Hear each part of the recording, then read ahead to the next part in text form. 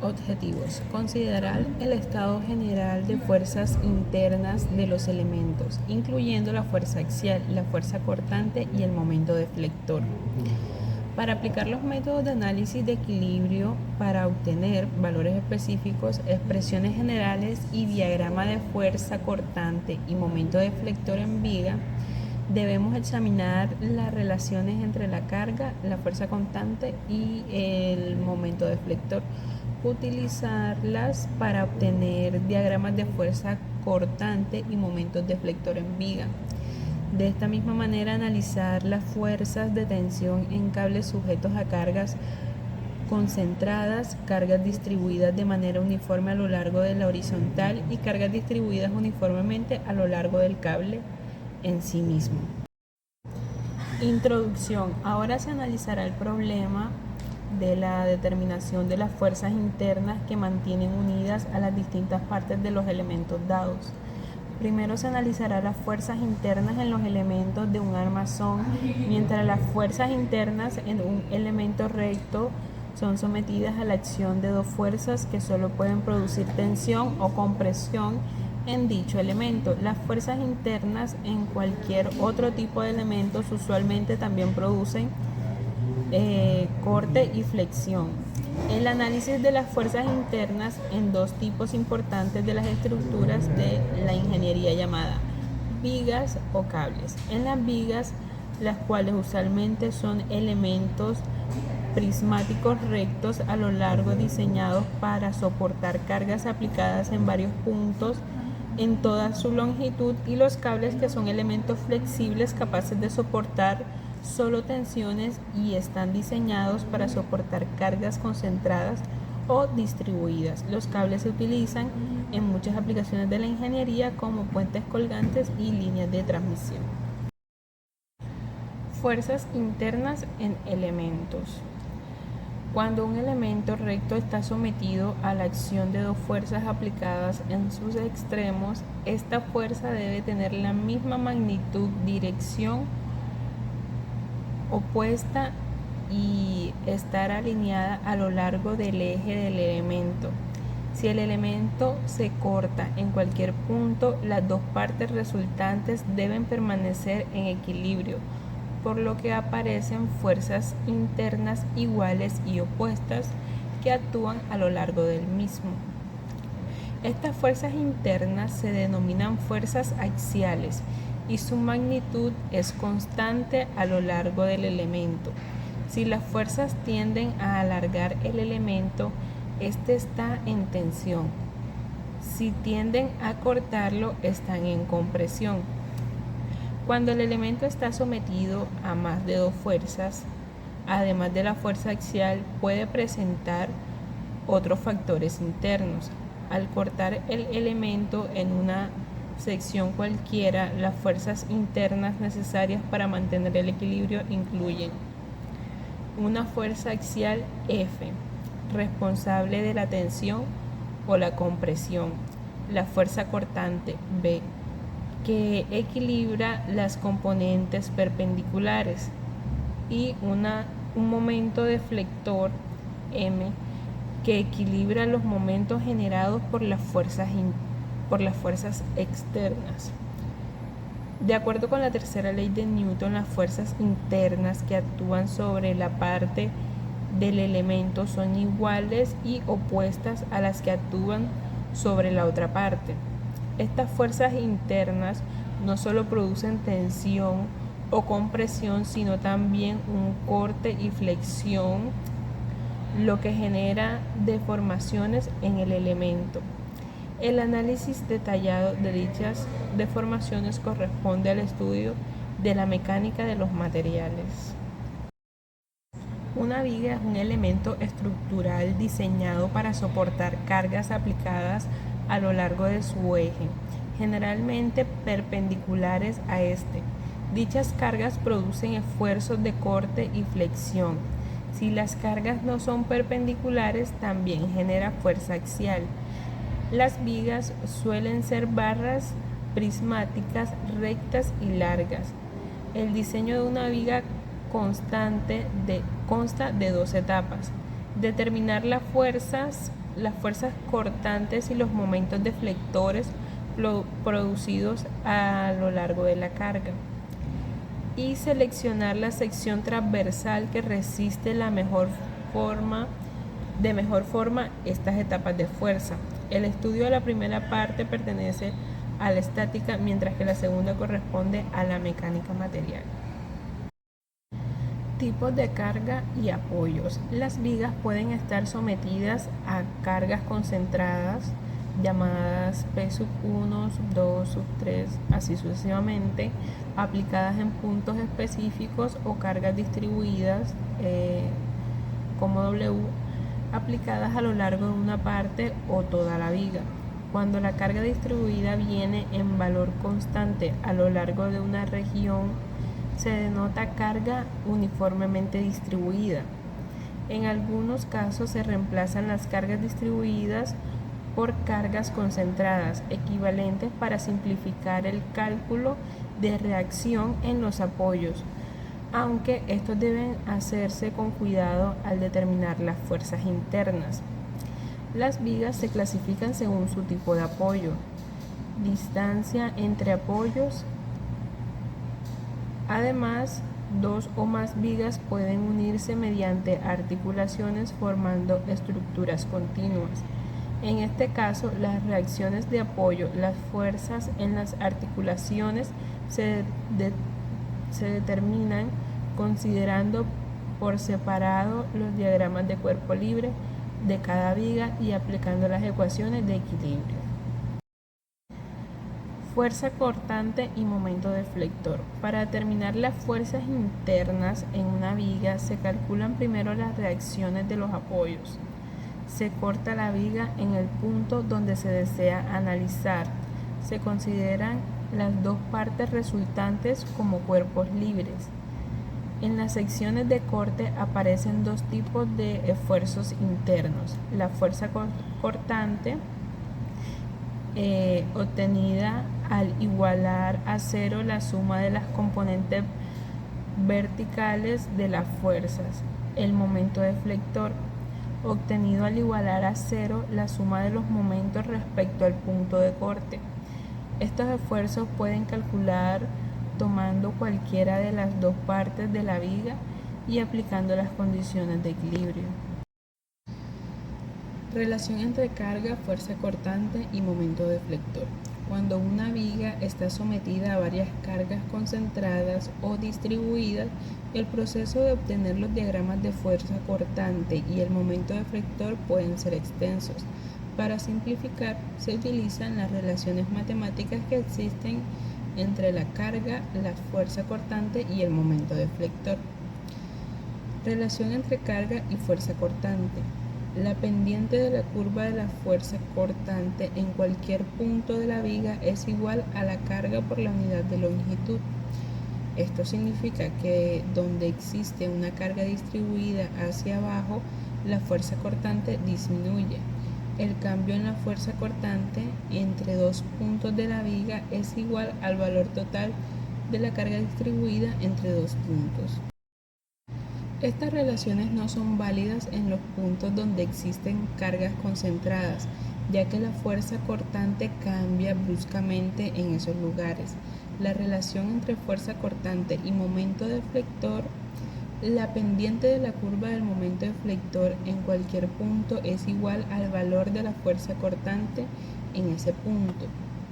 En otras palabras, la fuerza cortante determina cómo varía el momento deflector a lo largo de la viga. El cambio en el momento deflector entre dos puntos es igual al área bajo la curva de fuerza cortante entre dos puntos. El momento deflector es máximo o mínimo en los puntos donde la fuerza cortante es igual a cero, lo que permite identificar fácilmente las zonas críticas de una viga. Cables. Los cables son elementos estructurales muy utilizados en ingenierías como en el puente colgante, líneas de transmisión, teleféricos y contravientos de torres. Dependiendo del tipo de carga que soportan, los cables se dividen en dos categorías: cables con cargas concentradas o cables con cargas distribuidas. Cuando un cable sostiene cargas concentradas en puntos específicos, se asume que el peso propio del cable es despreciable comparado con la carga aplicada. El cable es flexible, por lo que no resiste momentos de flexión, solo de tensión. En dos cargas consecutivas, cada tramo de cable actúa con un elemento sometido a dos fuerzas, por lo que la fuerza interna en cualquier punto de esta fuerza de tensión redirija a lo largo del cable. Para determinar la forma del cable y las tensiones en cada tramo, se consideran las distancias horizontales y verticales entre los apoyos y posiciones de cada carga. Cables con cargas distribuidas. Si un cable sostiene una carga distribuida a lo largo de una longitud, este adopta la forma de la curva. En cualquier punto, la fuerza interna es una tensión dirigida a lo largo de la tangente del cable en ese punto. Al analizar una porción del cable desde un punto más bajo hasta un punto cualquiera, la componente horizontal de la tensión es constante en todo el cable. La componente vertical de la tensión en un punto es igual al peso total de la carga distribuida desde el punto más bajo hasta ese punto. De este modo, la tensión mínima ocurre en el punto más bajo del cable y la tensión máxima aparece en los apoyos. Esta relación permite determinar las fuerzas internas y la forma en que se adopta el cable bajo diferentes tipos de cargas. Cables parabólicos. Un cable parabólico es aquel que soporta una carga distribuida de manera uniforme a lo largo de la horizontal, como ocurre en los puentes colgantes, donde el peso del camino es mucho mayor que el del propio cable. Al analizar su comportamiento, se determina que la forma del cable es una parábola, cuyo eje es vertical y cuyo punto más bajo corresponde al vértice de la curva. Cuando los apoyos están en la misma altura de la distancia horizontal entre ellos, se conoce como claro. La distancia vertical desde el apoyo hasta el punto más bajo se llama flecha. Si se conoce el claro y la flecha y la carga por unidad de longitud, es posible calcular la tensión mínima del cable y a partir de ella determinar la tensión y la pendiente en cualquier punto de la trayectoria. Cuando los apoyos se encuentran a diferentes elevaciones, las posiciones de los puntos más bajos no son conocidas y debe determinarse utilizando las coordenadas de los apoyos. En estos casos, las formas del cable siguen siendo parabólicas y su longitud depende de la distancia horizontal. Aunque en los cables realmente que cuelgan bajo su propio peso no son perfectamente parabólicos, estas suposiciones es válida en la práctica cuando el cable está suficientemente tenso, ya que el error es mínimo y el cálculo se simplifican considerablemente. Cables en catenaria. Cuando un cable cuelga únicamente por su propio peso, la carga se distribuye de forma uniforme a lo largo del cable sobre la horizontal. En este caso, el cable adopta una forma llamada concatenaria, que es distinta a la parábola. Aunque visualmente es muy similar, la tensión mínima se presenta en el punto más bajo del cable, aumentando progresivamente hacia los apoyos. Esta tensión depende directamente de la altura del punto considerado con respecto a la línea horizontal que pasa por el punto más bajo. Cuando los apoyos están en la misma altura, la distancia horizontal entre ellos se llama claro y la distancia vertical desde los apoyos hasta el punto más bajo se denomina flecha.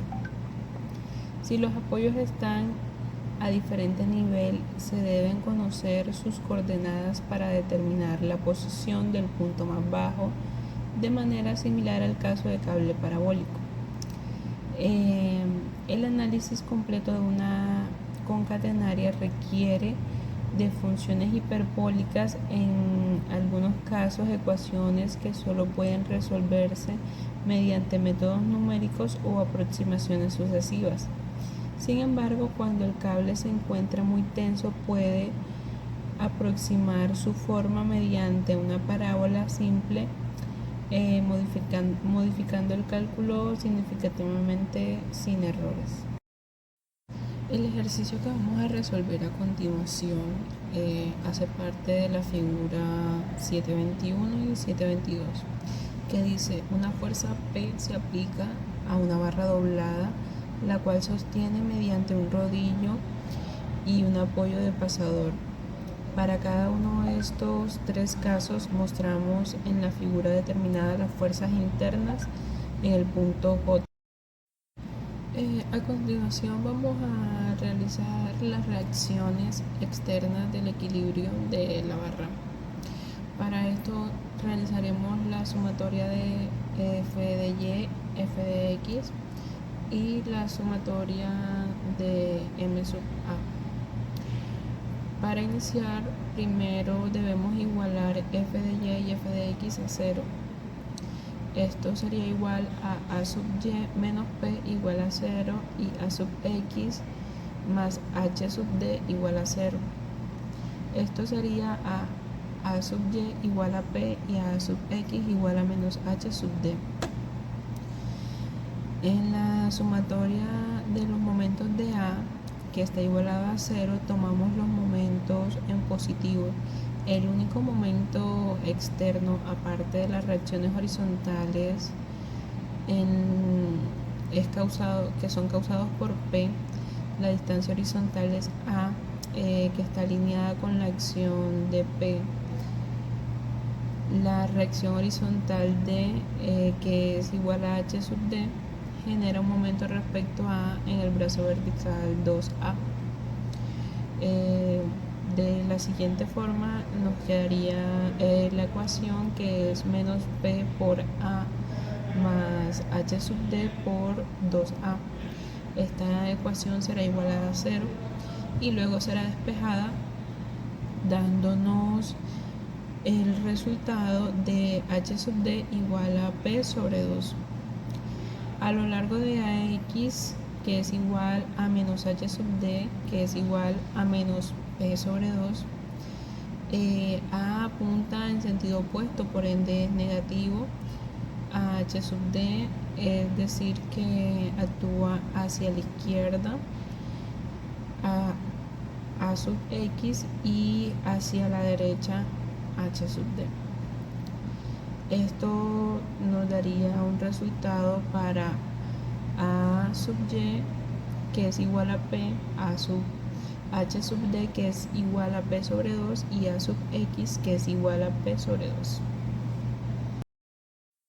Con respecto al corte en J, la sección transversal en la columna a distancia de A, hacemos un corte justo por encima de J y analizamos la porción inferior desde A hasta el corte. En esa porción actúan las reacciones en A y las fuerzas internas en la sección que llamamos N, B y M. Tomaremos estas convenciones. Usualmente N está ubicado en positivo, B está ubicado en positivo y M está ubicado en positivo. N nos está indicando la tensión, que es la axial que tira hacia la derecha por la porción derecha. B nos está indicando la fuerza cortante dirigida hacia arriba de la cara derecha del corte, y M el momento interno positivo. La ecuación quedaría de la siguiente manera: la sumatoria de F de X igual a 0, esto es A sub X más N igual a 0, y N sería igual a menos A sub X. sustituyendo a sub x igual a menos p sobre 2, esto sería n igual a menos p sobre 2, que esto es igual a p sobre 2. Para el resultado final del ejercicio 7.21 podemos concluir que hallamos a n sub j, que sería igual a p sobre 2, que es la axial, que es la tracción según la convención usada, y tenemos que b sub j es igual a p, que es la cortante, y m sub j es igual a p sub a, que es el momento de flector interno.